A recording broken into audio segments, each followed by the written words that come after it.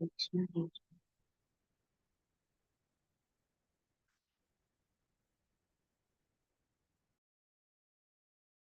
Hare Krishna. Hare Krishna, Mataji. ഹരേ Krishna Mataji. Hare Krishna. കേൾക്കുന്നുണ്ടോ Mataji? Yes Mataji കേൾക്കുന്നു. കേൾക്കുന്നുണ്ട്. കേൾക്കും. ഹരേ കൃഷ്ണ. ഓം അജ്ഞാനതിമിരാന്ധസ്യ ജ്ഞാനാഞ്ജനശലാകയാ ചക്ഷുരുന്മീലിതം യേന തസ്മൈ ശ്രീഗുരുവേ നമഃ. ശ്രീചൈതന്യമനോഭീഷ്ടം സ്ഥാപിതം യേന ഭൂതലേ സ്വയം രൂപാ കഥാ മഹ്യം ദദാതി സ്വപദാന്തികം. വന്ദേഹം ശ്രീഗുരു ശ്രീയുതപദകമലം ശ്രീഗുരും വൈഷ്ണവാംശ ശ്രീരൂപം സാഗ്രജാതം സഹഗണ രഘുനാഥാനിതം ത്വം സജീവം സാദ്വൈതം സാവധൂതം പരിജനസഹിതം കൃഷ്ണ ചൈതന്യദേവം ശ്രീരാധാകൃഷ്ണപാദാൻ സഹഗണ ലളിതാ ശ്രീവിശാഖാന്വിതാംശ്ച. ഹേ കൃഷ്ണ കരുണാ സിന്ധു ദീനബന്ധോ ജഗത്പദേ ഗോപേശ ഗോപികാ കാന്ത രാധാ കാന്ത നമോസ്തുതേ. തപ്ത കാഞ്ചന ഗൗരാംഗീ ശ്രീരാധേ വൃന്ദാവനേശ്വരി വൃഷഭാനുസുതേ ദേവി പ്രണമാമി ഹരിപ്രിയേ. വാഞ്ചാകൽപതരുഭ്യശ്ച കൃപാ സിന്ധുഭ്യ ഏവ ച പതിതാനാം പാവനേഭ്യോ വൈഷ്ണവേഭ്യോ നമോ നമഃ. നമോ വിഷ്ണുപാദായ കൃഷ്ണപ്രേഷ്ഠായ ഭൂതലേ ശ്രീമതേ ഭക്തിവേദാന്ത സ്വാമിന്നി നാമിനെ.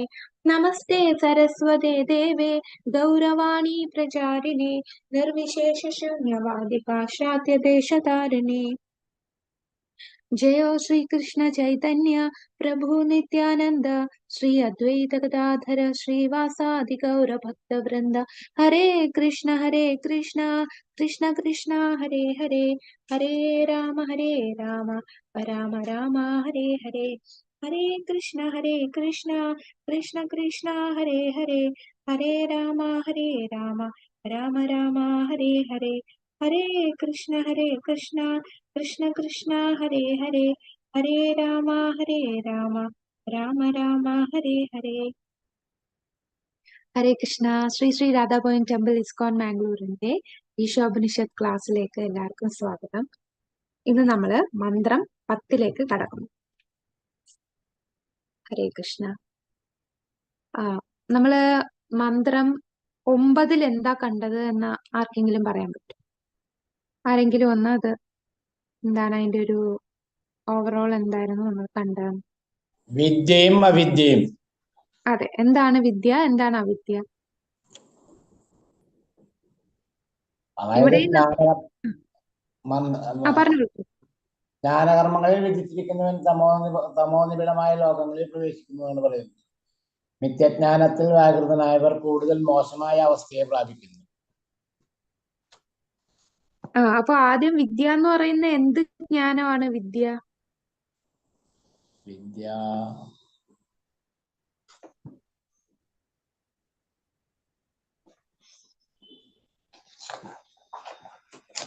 9, 10, 11 വിദ്യ അവിദ്യ കാണുന്നുണ്ട്. അപ്പൊ ഈ ഓരോ മന്ത്രത്തിലും വിദ്യ എന്താണ് അവിദ്യ എന്താണ് എന്ന് നമ്മള് ആ വ്യത്യാസം മനസ്സിലാക്കണം. വിദ്യയുടെ കാര്യത്തിൽ ആദ്യത്തെ മന്ത്രത്തിൽ ഭഗവാൻ സകല വസ്തുക്കളുടെ ഉടമാവസ്ഥയാണെന്നും അതിന്റെ വിസ്തൃണമായ അജ്ഞതയെന്നും വിളിക്കുന്നു എന്നാണ് പറയുന്നത്. ഇവിടെ ഉദ്ദേശിക്കുന്ന വിദ്യ അതാണോ?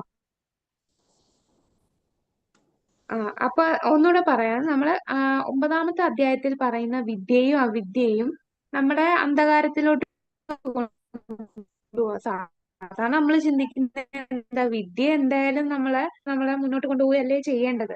പക്ഷെ എങ്ങനെയാണ് ഈ ശ്ലോകത്തിൽ പറയുന്ന വിദ്യയും അവിദ്യയും നമ്മളെ അന്ധകാരത്തിൽ കൊണ്ടുപോകുന്നത്? അപ്പൊ ഇവിടെ ഉദ്ദേശിക്കുന്ന അവിദ്യ എന്ന് പറഞ്ഞാൽ തീർച്ചയായിട്ടും അത് ഭൗതികമായിട്ടുള്ള വിദ്യാഭ്യാസമാണ് അവിദ്യ.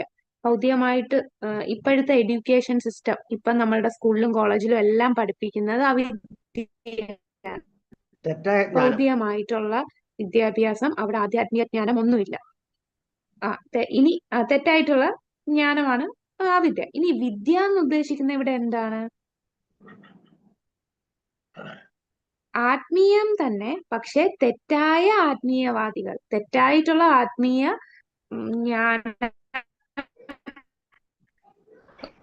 വളർത്തുന്നതാണ് ഇന്ദ്രിയ സംതൃപ്തിക്ക് വേണ്ടി മാത്രം ഉപയോഗിക്കുന്ന ഒരു ജ്ഞാനം.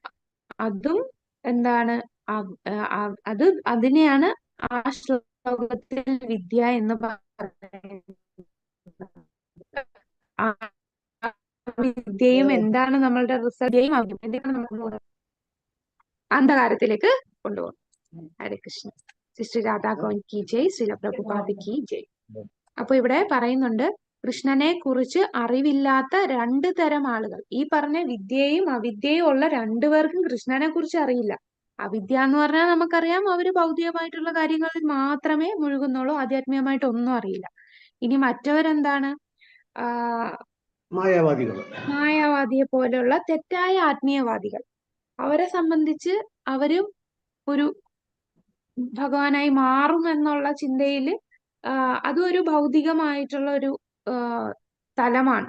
ഭൗതിക തലം എന്ന് പറഞ്ഞാൽ ഇന്ദ്രിയ സംതൃപ്തിയുടെ വേറൊരു തലമാണത്. കാരണം അതും അവരുടെ ആഗ്രഹം. എനിക്ക് ആഗ്രഹം ഈ ഭൗതിക ലോകത്തുള്ള സുഖ ദുഃഖവും വിഷമങ്ങളും നിന്നെല്ലാം രക്ഷപ്പെട്ട് എനിക്ക് അങ്ങ് ഭഗവാനായി മാറണം. അവിടെ ഒരു അഹങ്കാരം അവിടെ വരുന്നുണ്ട്, എനിക്ക് ദൈവമാകണം എന്നുള്ള തോന്നൽ. അപ്പൊ അങ്ങനെയുള്ള തെറ്റായിട്ടുള്ള ആധ്യാത്മിക ജ്ഞാനത്തെയാണ്, ആത്മീയവാദമാണ് അവിടെ ഉദ്ദേശിക്കുന്ന വിദ്യ.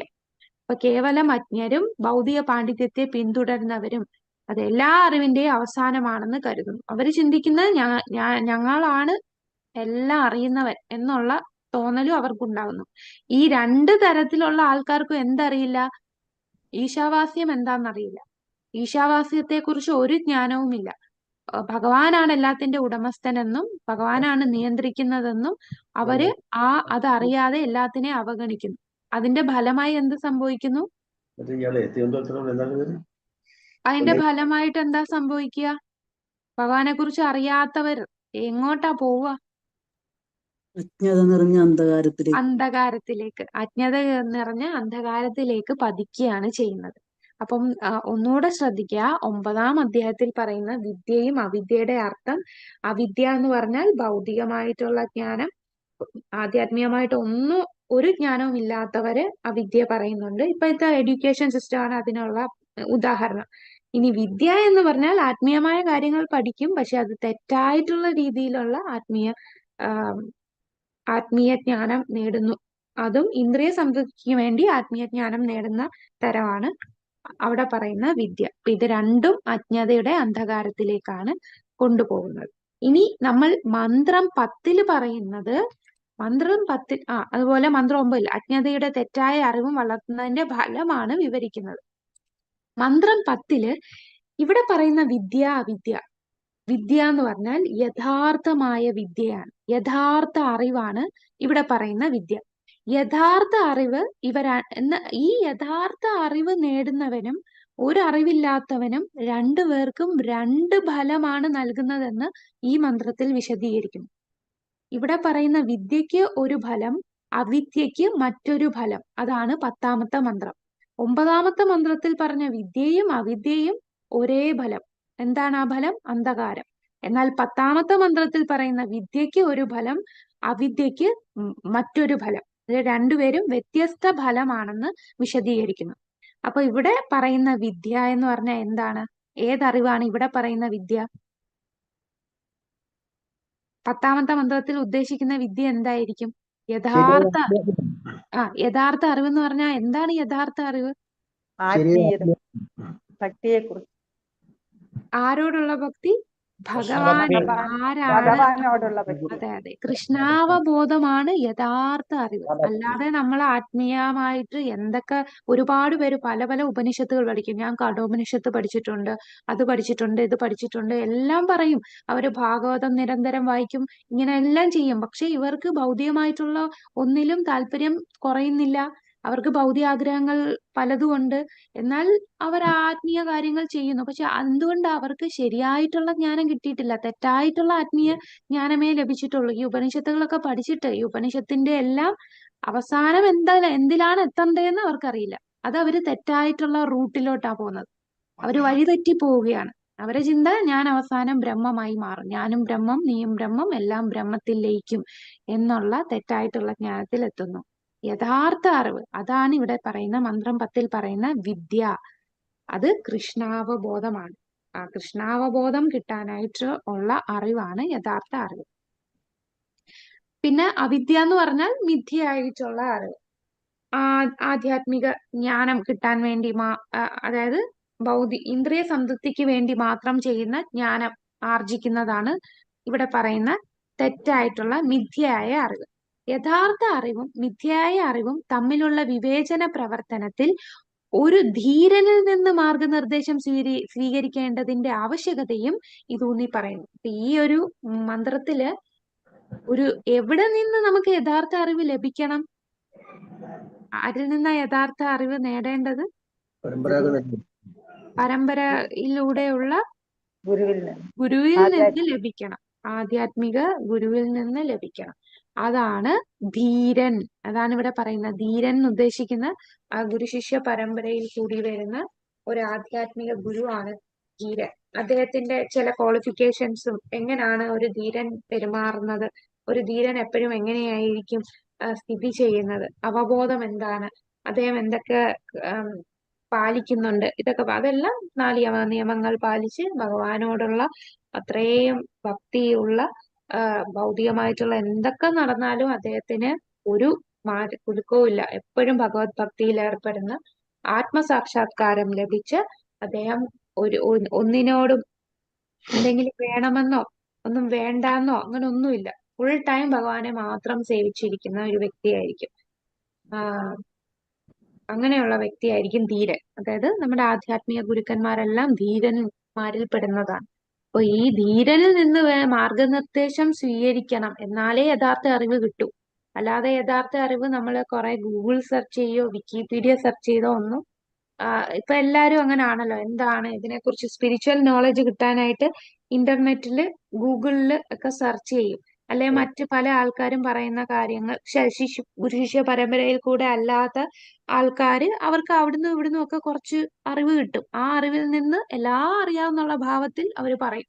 അതൊക്കെ കേടക്കുമ്പോൾ ഒന്നും അറിയാത്തവർ ഇതാണ് സത്യം എന്ന് പറഞ്ഞു പോകും. അങ്ങനല്ല. യഥാർത്ഥ അറിവ് ആരിൽ നിന്നേ നേടേണ്ടത്?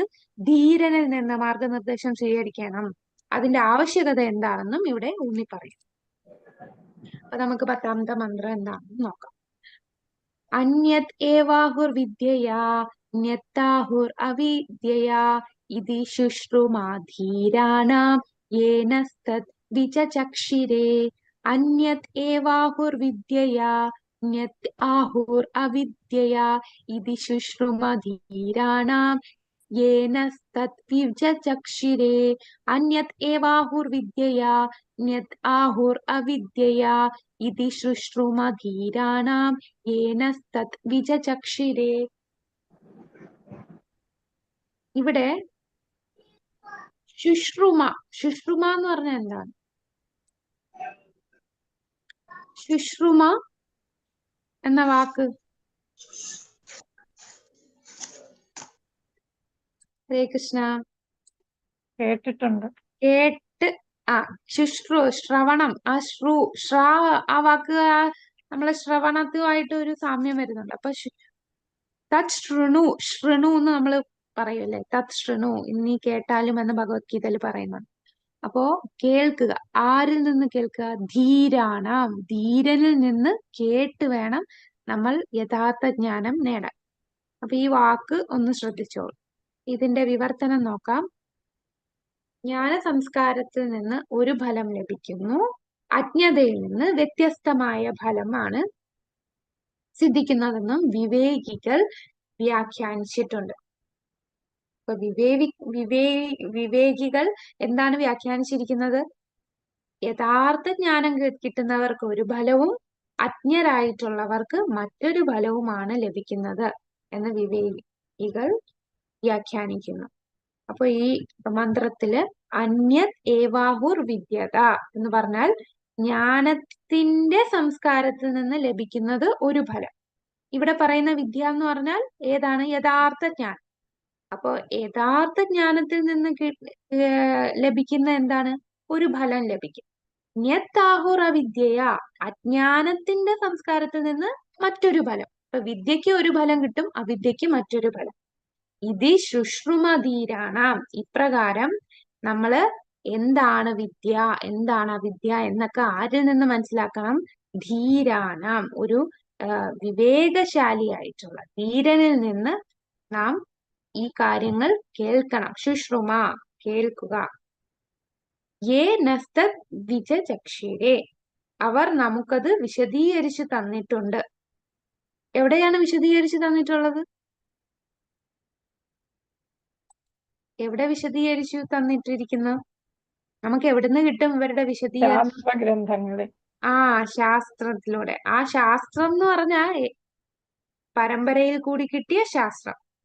ശാസ്ത്ര പരമ്പരയിലൂടെയാണ് അത് വന്നിരിക്കുന്നത്.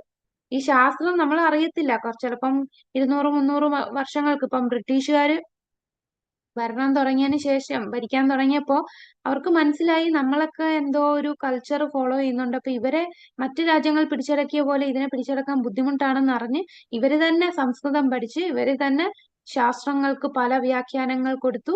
അവസാനം നമ്മുടെ നാട്ടിലുള്ള ആൾക്കാരെല്ലാം അതാണ് ഫോളോ ചെയ്യുന്നത്, ഈ ബ്രിട്ടീഷുകാർ. അതാണ് നമ്മൾ ഈ ശാസ്ത്രം എന്ന് പറയുമ്പോൾ ഒരു വർഷങ്ങൾക്ക് മുമ്പ് തന്നെ ഇതിനൊക്കെ തെറ്റായിട്ടുള്ള വ്യാഖ്യാനങ്ങളുള്ള ശാസ്ത്രങ്ങൾ വന്നിട്ടുണ്ട്.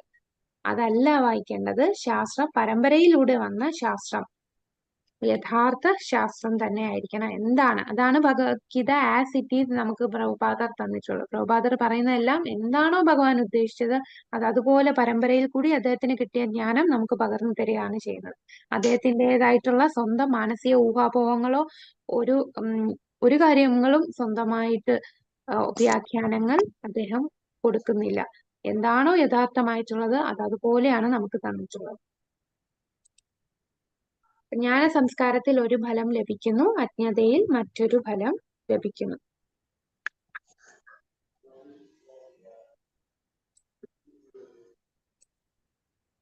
ജ്ഞാനത്തെ കുറിച്ചാണ് ഇവിടെ പറയുന്നത്. ഇവിടെ പ്രഭാതർ ഭാവാർത്ഥത്തിൽ പറയുന്നുണ്ട്, മായയുടെ കൃത്യമായ വിദ്യ അവിദ്യ എന്നിവയെ നിന്ന് വ്യത്യസ്തമാണ് ഈ മായയുടെ ഈ വിദ്യ അവിദ്യ, ഇതിൽ നിന്നെല്ലാം വ്യത്യസ്തമാണ് ആത്മാവ്. പക്ഷെ നമ്മൾ ഈ മായയ്ക്ക് അടിമപ്പെടുന്നത് കൊണ്ടാണ് നമ്മൾ ഈ ചിലപ്പോ അവിദ്യയിലൊക്കെ പെട്ടുപോകുന്നത്. പരമാത്മാവിനെ ഇത് ബാധിക്കുവോ? ഇതൊന്നും ബാധിക്കില്ല. പരമാത്മാവിനെ ഒരിക്കലും മായയെ കൊണ്ട് ബന്ധിക്കാൻ കഴിയില്ല. മായയുടെ അധിപനാണ് പരമാത്മാവ്. എന്നാൽ ജീവാത്മാവോ? ജീവാത്മാവ് അണുവാണ്. ജീവാത്മാവിന് അതിനുള്ള ശക്തിയില്ല. അതുകൊണ്ടാണ് അവര് മായയ്ക്ക് വശപ്പെട്ടു പോകുന്നത്. അങ്ങനെ വശപ്പെടുന്നത് കൊണ്ടാണ് അവിദ്യ അവരെ ആവരണം ചെയ്യുന്നത്, അല്ലെ? അപ്പൊ നമ്മൾ ആത്മാവ്, ഭഗവാനും നമ്മളും ഒന്ന് തന്നെയാണ്. ഇതൊക്കെ മായാവാദികൾ പറയുന്ന ഒരു ഫിലോസഫിയാണ്. ഞാനും ദൈവം, നീയും ദൈവം ആണ്, നമ്മളെല്ലാം ഒന്നായി മാറും എന്ന് പറയുമ്പോ, ദൈവമാണെങ്കിൽ പിന്നെ എന്തുകൊണ്ട് മായയ്ക്ക് വശങ്കതപ്പെടുന്നു? എല്ലാരും വിദ്യയല്ലേ അവർക്ക് കിട്ടേണ്ടത്. എന്തുകൊണ്ടാണ് കുറെ ആൾക്കാരെ അവിദ്യ കൊണ്ട് പെടുന്നത്? കാരണം ജീവാത്മാവ് സർവശക്തനല്ല, ഒരിക്കലും സർവശക്തനാവില്ല. അതുകൊണ്ട് ജീവാത്മാവ് ഭഗവാനെ പോലെ സച്ചിദാനന്ദമാണെങ്കിലും പരിശുദ്ധമാണെങ്കിലും മായയ്ക്ക് വശങ്കതരാകുന്നു. ഭഗവാൻ പക്ഷെ മായയ്ക്ക് വശങ്കതപ്പെടുന്നില്ല. എന്തുകൊണ്ടാണ്? ഭഗവാനാണ് ഈ മായയുടെ അധിപൻ. ഇതെല്ലാം എന്റെയാണ്, ഈ മായയെല്ലാം ഞാൻ സൃഷ്ടിച്ചതാണ് എന്ന് ഭഗവാൻ പറയുന്നു. അപ്പോ ഈ അവിദ്യയിൽ പെട്ടുപോകാനുള്ള കാരണം ജീവാത്മാവ് മായയ്ക്ക് വശപ്പെടുന്നു. അങ്ങനെ അവിദ്യ അവരെ ആവരണം ചെയ്ത് എങ്ങോട്ട് കൊണ്ടുപോകും? അവിദ്യ ജീവാത്മാവിനെ എങ്ങോട്ടാ കൊണ്ടുപോകുന്ന? ദുരിതപൂർണമായിട്ടുള്ള അന്ധകാരത്തിലേക്ക് കൊണ്ടെത്തിക്കുകയാണ് ചെയ്യുന്നത്. എന്നാൽ ഈ ജീവാത്മാവിന് ഈ ദുരിതത്തിൽ നിന്ന് രക്ഷപ്പെടാനും അവസരമുണ്ട്. എന്താണ് ആ അവസരം? ജീവാത്മാവിന് ഈ ദുരിതത്തിൽ, മായയുടെ അന്ധകാരത്തിൽ നിന്ന് രക്ഷപ്പെടാനുള്ള അവസരം എന്താണ്? ശരിയായ വിദ്യ അഭ്യസിക്കുക. ശരിയായ വിദ്യ അഭ്യസിക്കുക. ശരിയായ വിദ്യ എന്ന് പറഞ്ഞാൽ യഥാർത്ഥ വിദ്യ. അത് ധീരനിൽ നിന്ന്, യഥാർത്ഥ ആത്മീയ ഗുരുവിൽ നിന്ന്, യഥാർത്ഥ ശാസ്ത്രത്തിൽ നിന്ന് അത് ജ്ഞാനം ആർജിച്ച് ശാസ്ത്രത്തിൽ നിർദ്ദേശിച്ച പ്രകാരം നമ്മൾ സാധന ചെയ്താൽ നമുക്ക് ഈ ദുരിതത്തിൽ നിന്ന് മുക്തനാവാൻ കഴിയും. അതിനുള്ള അവസരമുണ്ട്. നമ്മൾ അതിന് ശ്രമിക്കണം. എല്ലാ ജീവാത്മാവും അതിന് ശ്രമിക്കണം.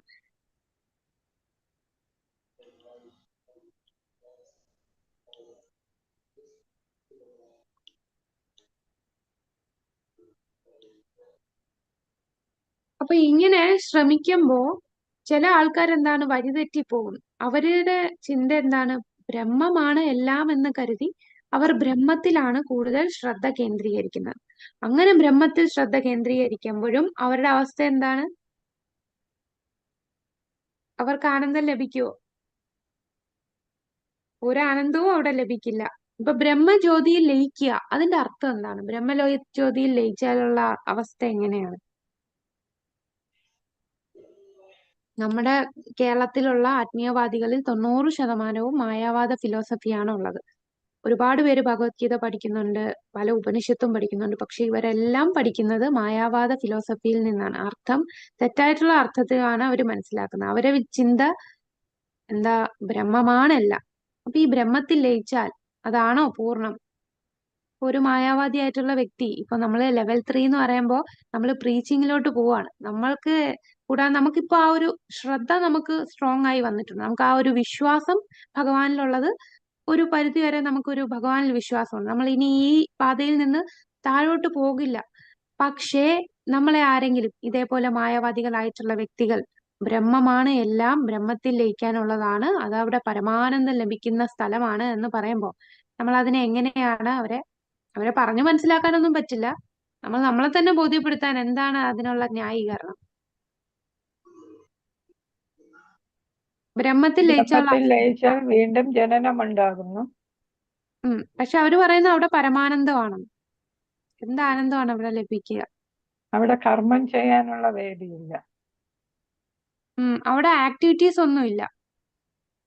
ഈ ബ്രഹ്മത്തിൽ പോയ ശാന്തി. പക്ഷെ അങ്ങനെ ഇരിക്കാൻ പറ്റുമോ? ആക്ടിവിറ്റീസ് ഒന്നും ഇല്ലാതെ നമുക്ക് ഇരിക്കാൻ പറ്റുമോ?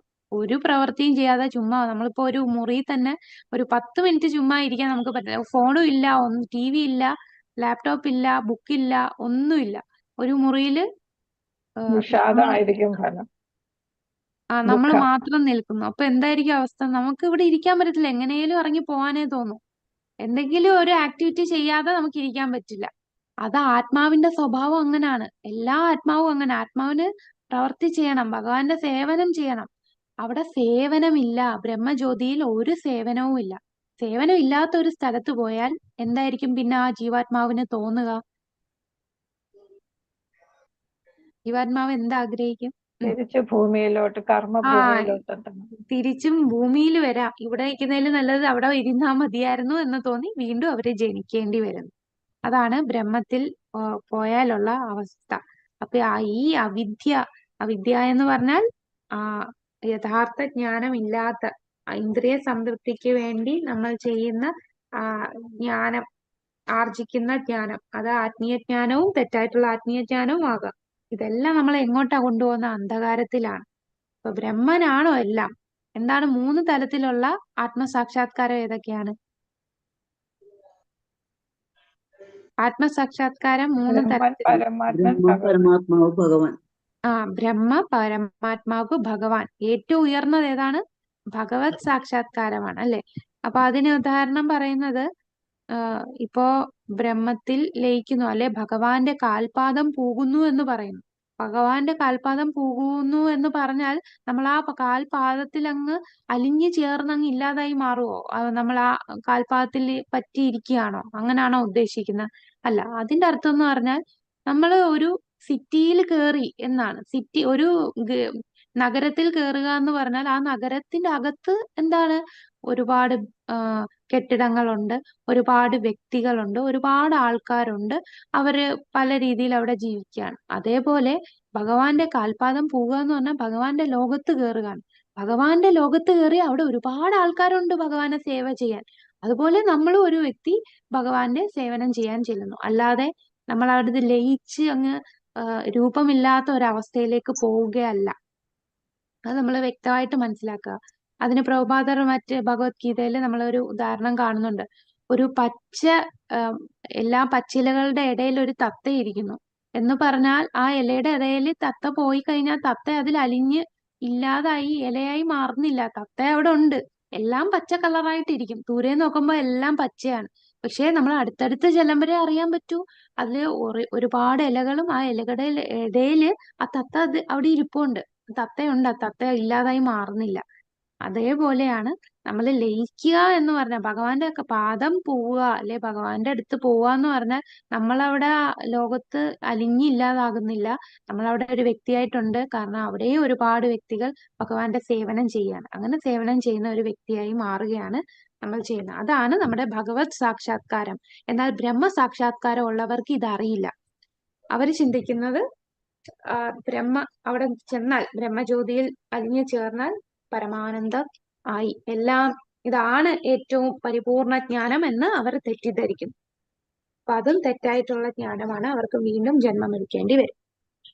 ഇനി എന്താണ് ഈ ജ്ഞാനം, വിദ്യ എന്നൊക്കെ നമ്മൾ കുറച്ചു നേരം പറഞ്ഞു. യഥാർത്ഥ ജ്ഞാനം എന്ന് പറഞ്ഞു. എന്താണ് ജ്ഞാനം? ഇത് ഭഗവത്ഗീതയില് ഏത് അധ്യായത്തിലാണ്?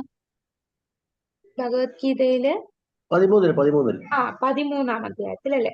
അപ്പൊ 13-ാം അധ്യായത്തില് ഭഗവാൻ ഈ വിദ്യയെക്കുറിച്ച് വിദ്യ വളർത്തുന്ന ഒരു പ്രക്രിയ പറയുന്നുണ്ട്. അപ്പൊ 13-ാം അധ്യായത്തില് ഏത് ശ്ലോകമാണിത്? എത്രാമത്തെ ശ്ലോകമാണ്? 8 തൊട്ടുള്ള ശ്ലോകമാണ്. ആ ശ്ലോകത്തിൽ അപ്പൊ എന്തൊക്കെയാണ് അതില് ഭഗവാൻ പറയുന്നത്? ഇതൊക്കെയാണ് ജ്ഞാനം. ഇതൊന്നും ഇല്ലാത്തവര് അജ്ഞാനികളാണ്. അങ്ങനെ 18 കാര്യങ്ങൾ ഇവിടെ പറയുന്നു. നമുക്ക് ഓരോന്നും നോക്കാം. വിനയം, അമാന്യത്വം. വിനയം എന്ന് പറഞ്ഞാൽ എന്താണ്? മറ്റുള്ളവരെ ബഹുമാനിക്കുക. എന്നാൽ എല്ലാരും എന്നെ ബഹുമാനിക്കണം എന്ന ചിന്തയില്ലാത്തതാണ് വിനയം. ചില ആൾക്കാർക്ക് അങ്ങനെ വരുമല്ലേ, എവിടെയെങ്കിലും പോകുമ്പോ എന്നെ മൈൻഡ് ചെയ്തില്ല, അയാൾ എന്നെ കണ്ടിട്ട് ബഹുമാനിച്ചില്ല, ഇതൊക്കെ ഇങ്ങനെയൊക്കെ സ്വഭാവമുള്ളവര് വിനയമില്ലാത്തവരാണ്. വിനയമുള്ളവർക്ക് എന്താണ്? ആരും എന്നെ ബഹുമാനിക്കണമെന്നൊന്നുമില്ല, പക്ഷെ നമ്മൾ അവരെ എല്ലാരെയും ബഹുമാനിക്കും. രണ്ടാമത്തത് ഗർവില്ലായ്മ. എന്ന് പറഞ്ഞാൽ ഇവിടെ പറയും, ഈ ശരീരമല്ല താനെന്ന ബോധ്യപ്പെട്ട പൂർണ്ണജ്ഞാനിയായ ഒരാൾക്ക് മാനാപമാനങ്ങൾ പ്രശ്നമാകുന്നില്ല. അതായത് ഇപ്പൊ താൻ പ്രശസ്തനാകണം എന്നുള്ള ആകാംക്ഷ ഇല്ലാത്ത വ്യക്തിയാണ് ഇല്ലാത്ത വ്യക്തി. അവർക്ക് കാരണം അവരുടെ ബോധം, ഈ ശരീരത്തിനല്ലേ പേരും പ്രശസ്തി, ആത്മാവിനല്ല. അപ്പൊ അങ്ങനെയുള്ളവർക്ക് നമ്മളെ ആരും പ്രശസ്തനാക്കാതിരിക്കുകയോ അല്ലെങ്കിൽ നമ്മൾ ആരെങ്കിലും അപമാനിക്കുകയൊക്കെ ചെയ്താലും ആ വ്യക്തിക്ക് അതൊരു പ്രശ്നമാകില്ല. അങ്ങനെയുള്ള വ്യക്തി ഗർവില്ല, അദംഭിത്വം എന്ന് പറയും. ഇനി അഹിംസ എന്ന് പറഞ്ഞാൽ എന്താ? സാധാരണ നമ്മൾ അഹിംസ എന്ന് പറഞ്ഞാൽ ഒന്നിനെയും ഹിംസിക്കാതിരിക്കുക, ഒരു ജീവജാലങ്ങളെ കൊല്ലാതിരിക്കുക. അത് മാത്രമാണോ അഹിംസ? കർമ്മണ മറ്റുള്ളവർക്ക് വിഷമമുണ്ടാക്കാതിരിക്കുക, ആരെയും വേദന നൽകാതിരിക്കുക, അത് അഹിംസയാണ്. ഒരു മനസ്സുകൊണ്ടോ വാക്കുകൊണ്ടോ പ്രവൃത്തി കൊണ്ടോ ആരെയും വേദനിപ്പിക്കാതിരിക്കുക. ഒരാളെ കൊല്ലാതിരിക്കുക മാത്രമല്ല, വേദനിപ്പിക്കാതിരിക്കുക. എന്നാൽ പ്രഭുപാദർ അഹിംസ വേറൊരു കാര്യം കൂടെ, അത് നമ്മൾ ആരും ശ്രദ്ധിക്കാത്തൊരു കാര്യമാണ്. പ്രഭുപാദർ എന്താണ് പറയുന്നത്? മറ്റുള്ളവർക്ക് ആധ്യാത്മിക ജ്ഞാനം കൊടുക്കാതിരിക്കുന്നതും ഹിംസയാണ്. നമ്മൾ അവർക്ക് ആധ്യാത്മിക ബോധത്തിലേക്ക് ഉയർത്താൻ ശ്രമിച്ചില്ല എന്നുണ്ടെങ്കിൽ അത് ഹിംസാനിരതരെന്ന് തന്നെ കരുതണം. ജനങ്ങളെ ആധ്യാത്മിക ബോധത്തിലേക്ക് ഉയർത്താൻ ശ്രമിക്കണം, അല്ലെങ്കിൽ നമ്മൾ ഹിംസയാണ് ചെയ്യുന്നത്. അങ്ങനെ ശ്രമിക്കുന്നവർ അഹിംസയാണ്. കാരണം ബാക്കിയുള്ള എന്ത് നോളജ് കൊടുത്താലും അത് ശരീരത്തിന് മാത്രമേ പ്രയോജനപ്പെടൂ. ചാവാൻ കിടക്കുന്ന ഒരാളുടെ ഉടുപ്പിന് രക്ഷിക്കുന്ന പോലാണ് ബാക്കി കാര്യങ്ങളൊക്കെ സംസാരിക്കുകയും അതിനെക്കുറിച്ചൊക്കെ പറയുകയും അതിന്റെ ജ്ഞാനം കൊടുക്കുകയൊക്കെ ചെയ്യുന്നത്. എന്നാൽ ആ യഥാർത്ഥ ജ്ഞാനം, ആ ആത്മാവിനെ രക്ഷിക്കണമെങ്കിൽ ആധ്യാത്മിക ബോധം, കൃഷ്ണാവബോധം കൊടുത്തേ മതിയാവും. എന്നാൽ മാത്രമേ ആത്മാവിന് രക്ഷ നേടാൻ പറ്റൂ. ആധ്യാത്മിക ബോധം എന്ന് പറഞ്ഞാൽ യഥാർത്ഥമായിട്ടുള്ള ആധ്യാത്മിക ബോധം, അതായത് കൃഷ്ണാവബോധം. അടുത്തത് ക്ഷമ. ക്ഷമ എന്ന് പറഞ്ഞാൽ എന്താ? ക്ഷമ ആര് പുച്ഛിച്ചാലും ആരപമാനിച്ചാലും എല്ലാം ക്ഷമിക്കും.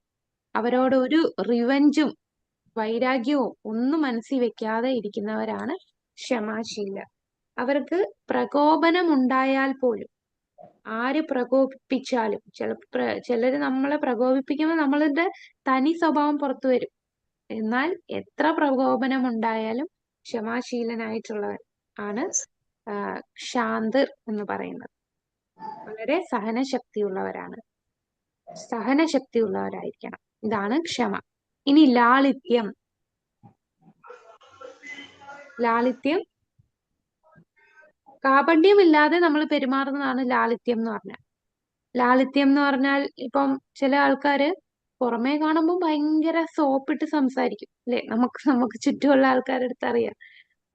ഭയങ്കര സ്നേഹത്തോടെ നല്ല തേനൊലിപ്പിച്ച് സംസാരിക്കും. എന്നിട്ട് തിരിഞ്ഞു നിന്ന് എന്തായിരിക്കും പറയാ, നമ്മളെ കുറിച്ച് കുറ്റം പറയും. അതാണ് അതില്ലാത്തതാണ് ലാളിത്യം എന്ന് പറഞ്ഞാൽ. ലാളിത്യം എന്ന് പറഞ്ഞാൽ അവര് ഒരു കാപട്യമില്ലാതെ പെരുമാറും. ശത്രുവിനോട് പോലും ആർജവത്തോടെ തുറന്നു പറയുന്ന കഴിവുള്ളവരാണ് ലാളിത്യം ആർജിച്ചവർ. വളരെ സരളമായിട്ടുള്ളവരാണ്. അടുത്തത് വായിച്ചോളൂ, ഓരോരുത്തരായിട്ട് വായിച്ചോളൂ, ഓരോന്ന് വായിച്ചു. ഒരു യഥാർത്ഥ, ഹരേ കൃഷ്ണ, ആരുടെ അനക്കമൊന്നും ഇല്ലല്ലോ. ഒരു യഥാർത്ഥ ഗുരുവിനെ സമീപിക്കൽ. ഒഴിച്ചുകൂടാനാവാത്ത ഏറ്റവും പ്രധാനപ്പെട്ട കാര്യമാണ് ആത്മീയ ഗുരുവിനെ സമീപിക്കുക. ആത്മീയ ഗുരുവിനോട് എങ്ങനെയാണ് സമീപിക്കേണ്ടത്? ആ ശ്ലോകം ആർക്കെങ്കിലും പറയാവോ? നമ്മൾ എങ്ങനെയാണ് ആത്മീയ ഗുരുവിനെ സമീപിക്കേണ്ടത്?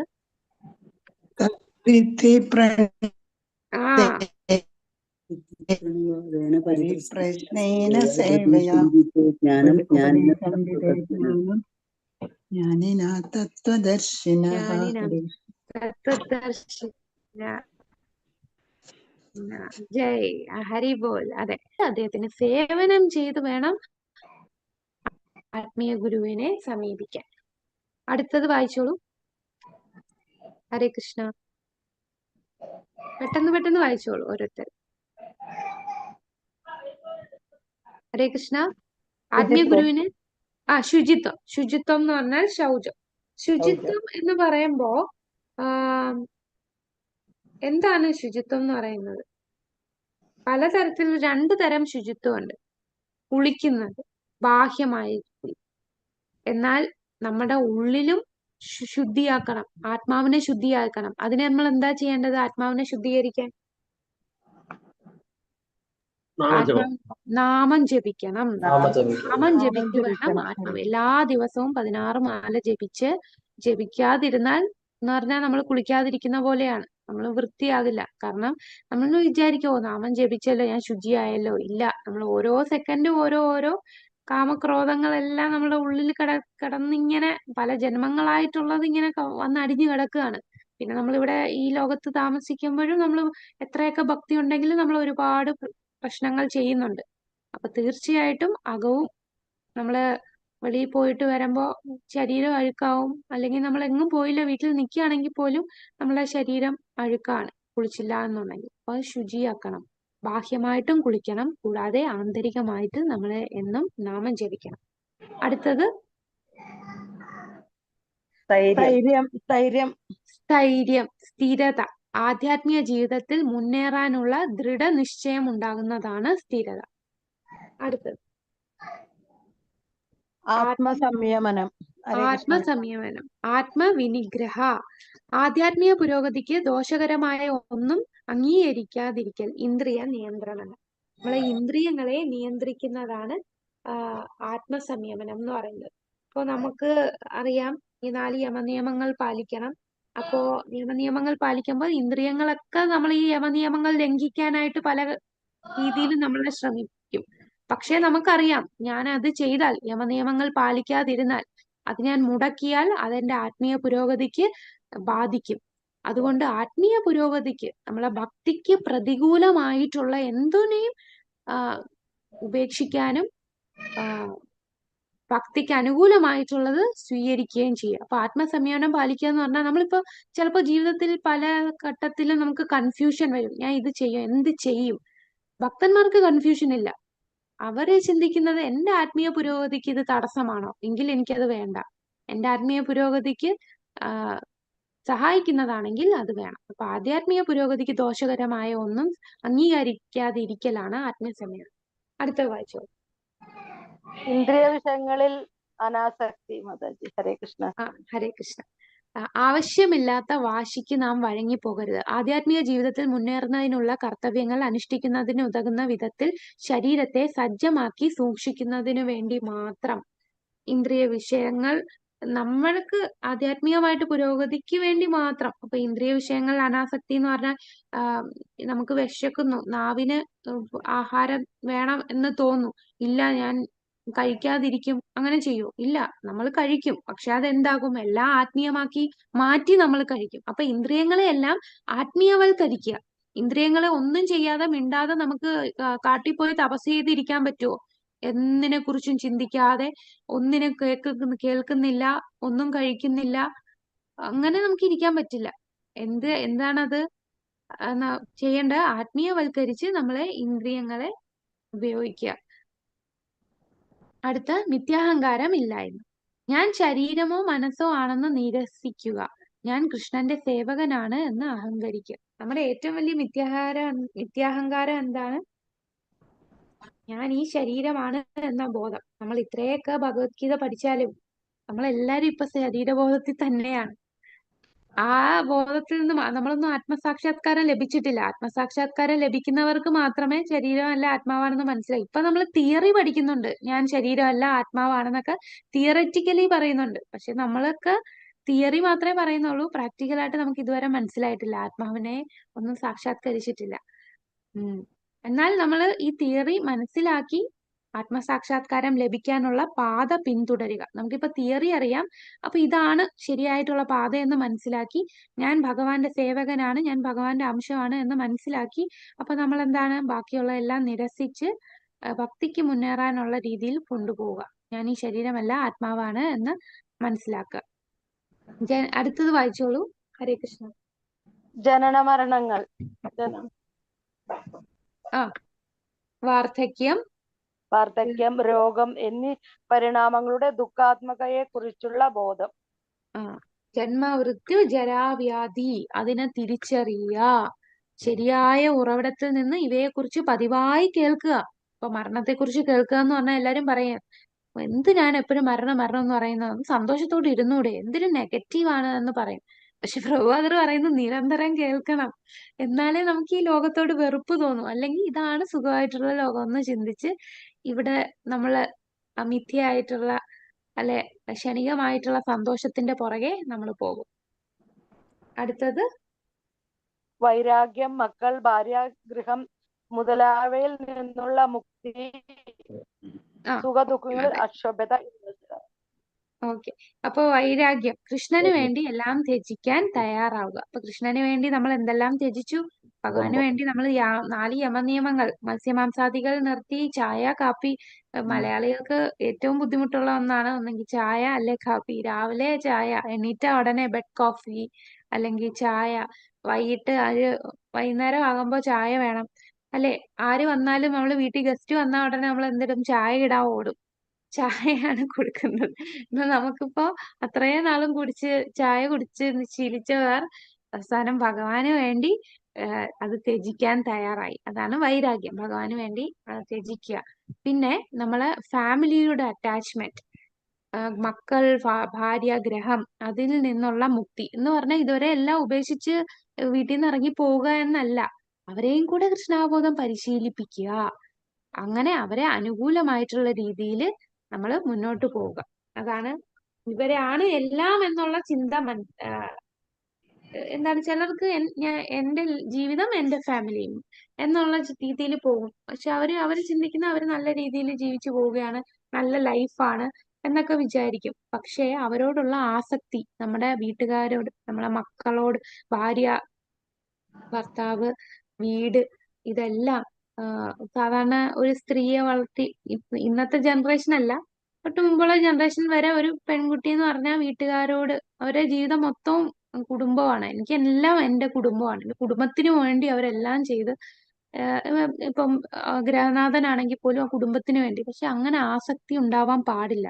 മനസ്സിലാക്കുക, ഈ ലോകത്ത് ഈ വീട് ഇതെല്ലാം നമ്മുടെ കൂടെയുള്ള ഫാമിലി മെമ്പേഴ്സ്, ഇവരെല്ലാരും ഭഗവാൻ തന്നതാണ്. കുറച്ചു നാൾ കഴിഞ്ഞ് ഇവരെല്ലാം നമ്മളെ നമ്മളും ഇവിടുന്ന് വിട്ടു പോവുകയാണ്. അടുത്ത ജന്മം എടുക്കുമ്പോൾ പുതിയ ആൾക്കാരായിരിക്കും. അങ്ങനെ എത്ര എത്ര ഫാമിലി കഴിഞ്ഞാണ് നമ്മൾ ഇവിടെ എത്തിയത്. കുറെ നാള് മൃഗങ്ങളും ഉരകങ്ങളും പക്ഷികളും ഒക്കെ ആയിട്ട് നമുക്ക് കുറെ ഫാമിലിയൊക്കെ ഉണ്ടായിരുന്നു.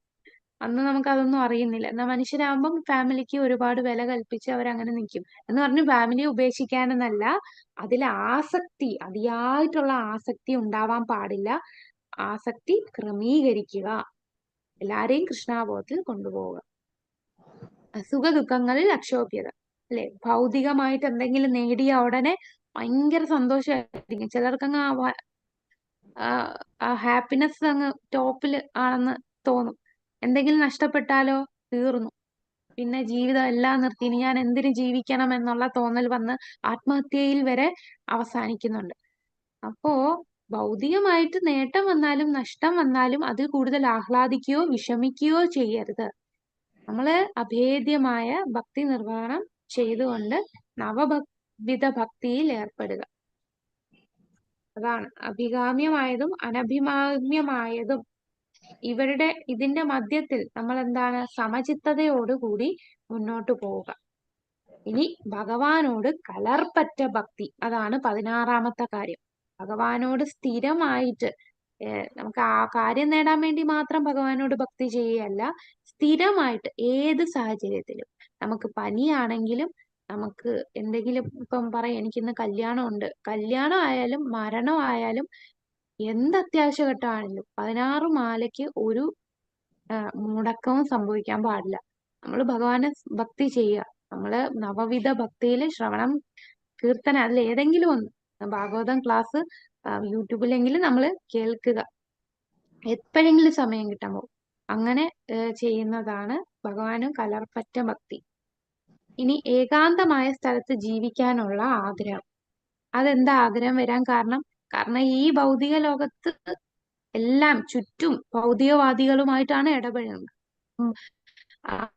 അങ്ങനെ പ്രാക്ടിക്കൽ അല്ലെങ്കിലും നമ്മൾ ഈ ചേമ്പലയിലെ വെള്ളം എന്ന പോലെ കുറെയൊക്കെ നമുക്കൊന്നും അതൊക്കെ അങ്ങ് മഹാഭാഗവതനായിട്ടുള്ള ശുദ്ധഭക്തർക്കേ അങ്ങനെ നിൽക്കാൻ പറ്റുള്ളൂ.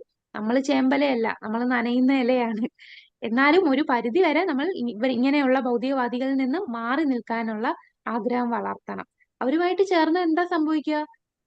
പിന്നെ അവരുടെ സംസാരം ഇപ്പൊ രാഷ്ട്രീയത്തെ കുറിച്ചും അല്ലെ സ്പോർട്സിനെ കുറിച്ച്, ലോകത്ത് ഇപ്പൊ നടക്കുന്നതിനെ കുറിച്ച്, വീട്ടിലെ പ്രശ്നങ്ങള്, പരദൂഷണം, ഇതെല്ലാം ആയിട്ട് നമ്മളുടെ അവബോധത്തെ മലിനപ്പെടുത്തും. അപ്പൊ ഭൗതികമായ കൂട്ടായ്മയിൽ ജീവിക്കാൻ ആഗ്രഹമില്ലാതെ നമുക്ക് എപ്പോഴെങ്കിലും ഒരു അവസരം ഇവരിൽ നിന്ന് മാറി നിൽക്കാൻ പറ്റുമെങ്കിൽ അങ്ങനെ മാറി നിന്ന് നമ്മളെ ഭക്തി ചെയ്യുക എന്ന് പക്ഷേ ഒരു കാര്യമുണ്ട്, നമുക്ക് ഒറ്റയ്ക്കൊന്നും ഭക്തി ചെയ്യാൻ പറ്റുമോ? എല്ലാരിൽ നിന്നും എന്റെ ചുറ്റിനും ഭൗതികവാദികളാണ്, അതുകൊണ്ട് ഞാൻ അവിടെ നിന്ന് മാറി ഒറ്റയ്ക്ക് ഭക്തി ചെയ്യാൻ പറ്റുമോ? സത്സംഗം വേണം. സത്സംഗം, ഭക്തന്മാരുമായിട്ട് ചേർന്ന് ഭക്തി ചെയ്യണം. ഈ ഭക്തന്മാര് ചേരാതെ ഒറ്റയ്ക്ക് ഭക്തി ചെയ്യാൻ പോയ ഒരു വ്യക്തി വീണു പോയിട്ടുണ്ട്. അതാരാന്ന് പറയാം? ഭക്തിയിൽ നിന്ന് വീണ് അദ്ദേഹം അടുത്ത 3 ജന്മം എടുക്കേണ്ടി വന്നു. അടുത്ത 2 ജന്മം ഭരതരാജാവ്. മഹാരാജന് പറ്റിയ പ്രശ്നം ഇതാണ്, അദ്ദേഹം ഒറ്റയ്ക്ക് ഭക്തി ചെയ്യാൻ പോയത് കൊണ്ടാണ് എന്ന് പറയുന്നുണ്ട്. അപ്പം എല്ലാം ഉപേക്ഷിച്ചു, മക്കളെയും രാജ്യവും കുടുംബവും എല്ലാം ഉപേക്ഷിച്ചിട്ടാണ് ഭക്തി ചെയ്യാൻ അദ്ദേഹം കാട്ടിൽ പോയത്. പക്ഷെ അദ്ദേഹം ദയാണ് വലുത് എന്ന് തോന്നി, പക്ഷെ അതിനും ഉത്കൃഷ്ടമായിട്ടുള്ളതാണ് ഭക്തി എന്ന് മനസ്സിലാക്കിയില്ല. അപ്പൊ അവിടെ അദ്ദേഹത്തിന് ഉപദേശിക്കാൻ ഒരു വ്യക്തി ഉണ്ടായിരുന്നെങ്കിൽ അവിടെ നിന്നും അദ്ദേഹം താഴെ വീഴില്ലായിരുന്നു എന്ന് ഒരു ആചാര്യനെതിരെ ഒരു എക്സ്പ്ലനേഷൻ പറയുന്നു. ആൾക്കൂട്ടത്തിൽ നിന്ന് വേറിട്ട് നിൽക്കൽ. അടുത്ത ആത്മസാക്ഷാത്കാരത്തിന്റെ പ്രാധാന്യം അറിയൽ. വ്യർത്ഥ വിനോദങ്ങൾ, സിനിമാ പ്രദർശനം, സാമൂഹ്യ ആഘോഷങ്ങൾ, ഭക്തിയോട് ബന്ധമില്ലാത്ത എല്ലാം, അതൊക്കെ ശരിക്കും എന്താണ്? നമ്മളെ സമയം കളയുകയാണ്. ഒരു സിനിമ എന്ന് പറയുമ്പോൾ 3 മണിക്കൂർ 2.5 മണിക്കൂർ തിയേറ്ററിൽ പോയി ഇരിക്കാന്ന് പറഞ്ഞാൽ ആ സമയത്ത് നമുക്ക് എന്തെല്ലാം കേൾക്കാം, എത്ര നാമം ജപിക്കാം. ഇതെല്ലാം സമയം പാഴാക്കലാണ്. പിന്നെ മറ്റു വിനോദം, ഇപ്പം ഒരു വീക്കെൻഡ് ആവുമ്പോഴത്തേക്കും പുറത്തു പോവുക, ഹോട്ടലിൽ പോവുക, അതാണ് ഇന്നത്തെ കൾച്ചർ. 99.9% ആൾക്കാരും ജീവിക്കുന്നത് അങ്ങനെയാണ്. പിന്നെ ശനി ഞായർ ദിവസങ്ങളിൽ ഔട്ടിങ്ങിന് പോവുക, ഇന്ന് എവിടെയെങ്കിലും കറങ്ങാൻ പോവുക, ഇങ്ങനെയുള്ള മിഥ്യയായിട്ടുള്ള ഭൗതിക കാര്യങ്ങളിൽ മിഥ്യയല്ല, ക്ഷണികമായിട്ടുള്ള ഭൗതിക സന്തോഷങ്ങളുടെ പുറകെ പോവുകയാണ്. സാമൂഹിക ആഘോഷങ്ങളിലൊക്കെ പങ്കെടുക്കുക, ഇതൊക്കെ എന്താ, സമയം പാഴാക്കുകയാണ്. നമ്മൾ ആത്മസാക്ഷാത്കാരത്തിന്റെ ആ സമയം വെറുതെ കളയാണ്. എത്ര ജന്മങ്ങൾ നമ്മൾ ഇതെല്ലാം ചെയ്തു. ഇപ്പൊ നമ്മൾ മനസ്സിലായി നമ്മൾ ആരാണ്, എന്താണ് നമ്മൾ ചെയ്യേണ്ടത്. അപ്പൊ ആ പ്രാധാന്യം മനസ്സിലാക്കി ആധ്യാത്മിക പുരോഗതിക്ക് വേണ്ടി നമ്മൾ പ്രവർത്തിക്കുക. തത്വചിന്തയിലൂടെ നിരപേക്ഷ തത്വത്തെക്കുറിച്ച് അന്വേഷിക്കൽ, ഉപയോഗശൂന്യമായ ഗവേഷണങ്ങളും തത്വശാസ്ത്ര വിഷയങ്ങളും നിരസിക്കുക. ഇന്ന് എല്ലാ സയന്റിസ്റ്റുകളും എല്ലാരും PhD എടുക്കുന്നതും എന്താണ്, എല്ലാരും എഡ്യൂക്കേഷൻ ചെയ്യുന്നത് ഈ ഒരു ഉപയോഗവും ഇല്ലാതെ ഗവേഷണങ്ങളാണല്ലേ. ഈ ഗവേഷണങ്ങൾ ഒന്നും നമ്മളെ ഭൗതിക ആധ്യാത്മിക പുരോഗതിക്ക് സഹായിക്കില്ല. ഇതാണ് മനസ്സിലാക്കേണ്ടത്. ആത്മീയ ജ്ഞാനത്തെ കുറിച്ചാണ് അന്വേഷിക്കേണ്ടത്. നമ്മളുടെ ബുദ്ധിയും സമയവും എല്ലാം അനാവശ്യമായിട്ടുള്ള ഈ ഗവേഷണങ്ങൾക്കും തത്വശാസ്ത്ര വിഷയങ്ങൾക്കും ഉപയോഗിക്കാതെ ഞാൻ ആരാണ്, ബ്രഹ്മജിജ്ഞാസയ്ക്ക് വേണ്ടി ഉപയോഗിക്കുക. ഉപയോഗശൂന്യമായ ഗവേഷണത്തിനും തത്വശാസ്ത്രവും നിരസിക്കുക. ഈ പറഞ്ഞ 18 കാര്യങ്ങൾ, ഇതാണ് യഥാർത്ഥ ജ്ഞാനം. ഈ 18 കാര്യത്തിലൂടെ മാത്രമേ നമുക്ക് യഥാർത്ഥ ജ്ഞാനം വികസിക്കത്തുള്ളൂ. ഇതല്ലാതെ മറ്റുള്ള ജ്ഞാനമെല്ലാം അവിദ്യയാണ്, അല്ലെ ഇതെല്ലാം മായയാണ്. മറ്റുള്ള ജ്ഞാനം, ഈ 18 കാര്യങ്ങളാണ് യഥാർത്ഥ ജ്ഞാനം വികസിക്കാനുള്ള ഒരു വഴി. വിദ്യ സംസ്കരിക്കാൻ ഉള്ള പ്രക്രിയയാണിത്. ഈ 18 കാര്യങ്ങൾ നമ്മളുടെ ജീവിതത്തിൽ പ്രാവർത്തിയാക്കിയാൽ നമുക്ക് യഥാർത്ഥ ജ്ഞാനത്തിലേക്ക് എത്താൻ സാധിക്കും. ബാക്കിയുള്ള എല്ലാം എന്താണ്, അവിദ്യയാണ്. ഇന്ന് നമ്മളുടെ മക്കള് സ്കൂളിലും കോളേജിലും ഒക്കെ പോയി പഠിക്കുന്ന ഈ 18 കാര്യങ്ങൾ എവിടെയെങ്കിലും പഠിക്കുന്നുണ്ടോ? നമ്മൾ പഠിച്ചപ്പോഴും ഇതെല്ലാം പഠിച്ചിട്ടുണ്ടോ? ഇല്ല മാതാജി, ഇതൊന്നും ഇപ്പം പഠിപ്പിക്കണ ഇതല്ല ശരിക്കും. അതെ, ഇന്നത്തെ കുട്ടികൾ എങ്ങനെയായി മാറുകയാണ്. ശരിക്കും പറയുന്ന നമ്മളെ ഒരുപാട് വിദ്യാഭ്യാസം ഉള്ളവർ കുലീനരാകും, അവർക്ക് വിനയം കൂടുമെന്നാണ്. പക്ഷെ ഇന്നുള്ള ജനറേഷൻ അങ്ങനല്ല. എന്തെങ്കിലും ഒരു ചെറിയ കാര്യം അറിയാമെങ്കിലും അങ്ങ് അഹങ്കരിക്കുകയാണ്, എനിക്കെല്ലാം അറിയാന്നുള്ള ഭാവത്തിൽ. അപ്പോ ഒരുപാട് ജ്ഞാനം ആർജിച്ചിട്ട് അഹങ്കരിക്കുകയാണ് എന്നുണ്ടെങ്കിൽ അതെല്ലാം അവിദ്യയാണ് ജ്ഞാനം ആർജിക്കുന്നത്. കാരണം ഈ 18 കാര്യം അല്ലാത്ത എല്ലാം അവിദ്യയാണ്, മായയുടെ സൃഷ്ടിയാണ് ഇതെല്ലാം. അവര് തെറ്റായിട്ടുള്ള വഴിയിലോട്ട് പോയിക്കൊണ്ടിരിക്കുകയാണ്. രാക്ഷസന്മാരായിട്ടാണ് ഇന്നത്തെ കുലം വളർന്നു വരുന്നത്, അല്ലെ. സംസ്കാരം തന്നെ സംസ്കാരശൂന്യമായിട്ടുള്ള ഒരു സമൂഹമാണ് വളർന്നു വന്നുകൊണ്ടിരിക്കുന്നത്. നമുക്ക് ചിന്തിച്ചാൽ മനസ്സിലാവും ഇന്നത്തെ ജനറേഷൻ കുട്ടികളുടെ ഇഷ്ടവും അവരുടെ ആ പോക്ക് കാണുമ്പോൾ നമുക്ക് മനസ്സിലാവും ഇവരൊക്കെ എങ്ങനെയാണ് ഒരു ചെറിയ കാര്യം പോലും മൂത്തവരടുത്ത് ബഹുമാനിക്കുന്നത്. പണ്ടുള്ളവർക്ക് മുതിർന്നവരടുത്ത് ഒരു ബഹുമാനമുണ്ട്. ഇന്ന് മുതിർന്നവരാണോ ആരാണോ ഒന്നും നോക്കില്ല. അവർക്ക് ദേഷ്യം വന്നാൽ വായി തോന്നുന്ന പല അസഭ്യ ഭാഷകളാണ് അവര് സംസാരിക്കുന്നത്. അപ്പൊ ഒരു കൾച്ചർലെസ് ആയിട്ടുള്ള ഒരു സമൂഹമാണ് ഇപ്പൊ വളർന്നു വരുന്നത്. മിഥ്യയായിട്ടുള്ള ഒരുപാട് അഹങ്കരിച്ച് ഒരു മായാലോകത്തിലാണ് അവര്. അതാണ് ഇന്ന് യൂണിവേഴ്സിറ്റിയും പല രാഷ്ട്രീയക്കാരും എല്ലാരും അങ്ങനെയുള്ള ഒരു സമൂഹത്തെയാണ് മുന്നോട്ട് കൊണ്ടുവരുന്നത്. അങ്ങനെയുള്ള അസുരന്മാരെ വളർത്താനുള്ള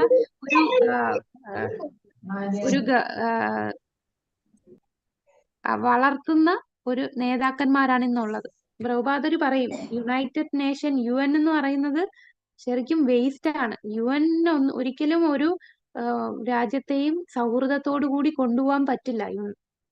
സൗഹൃദത്തോടു കൂടി കൊണ്ടുപോകാൻ ഈ UN ഒന്നും പറ്റില്ല. എന്തുകൊണ്ടാണ്? കൃഷ്ണാബോധം ഇല്ലാതെ എല്ലാരും ഇതെന്റെ രാജ്യം, ഇതെന്റെ നാട് എന്നുള്ള ചിന്തയിലാണ്. വേറൊരു രാജ്യം ഒരു രാജ്യത്തെക്കാളും മുന്നോട്ട് പോകുന്നു, വളർച്ച കയറി പോകുന്നു എന്ന് പറഞ്ഞാൽ അതിനെ അടിച്ചമർത്താനായിട്ട് ശ്രമിക്കുന്നു മറ്റു രാജ്യക്കാർ. അപ്പൊ എല്ലാരും സ്വന്തം കാര്യം, എന്റെ രാജ്യം, എന്റെ നാട് എന്നുള്ള ചിന്ത, അല്ലെ എന്റെ കുടുംബം, അങ്ങനെ സ്വാർത്ഥരായിട്ട് വരികയാണ്.